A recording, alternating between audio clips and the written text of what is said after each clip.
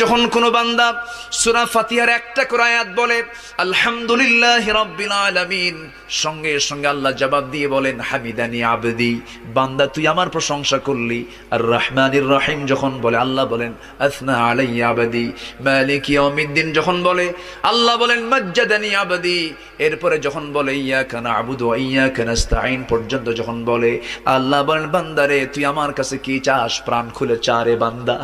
ইহদিনাস সিরাতাল মুস্তাকিম থেকে শুরু করে নিয়া ওয়ালাদ-দাল্লিন পর্যন্ত যখন বান্দা বলে তখন আল্লাহ বলেন বান্দা নামাজের মধ্যে এমন প্রেমের খেলা খেললি বান্দা, তুই যা চাইলি সব আমি আল্লাহ কবুল করলাম। ওই বান্দা যখন রুকুতে যায় আল্লাহ তখন অস্থির হন। ওই বান্দা যখন সিজদায় যাওয়ার জন্য প্রস্তুতি নাই, সমস্ত ফেরেশতাকে ডাক দিয়ে বলেন ও ফেরেশতারা, এই বান্দাগুলো আমাকে দেখলো না, রাসূলকে দেখলো না, কোরআনকে দেখে হাদিসকে বিশ্বাস করে আমাকে খুশি করার জন্য তার সবচেয়ে সম্মানজনক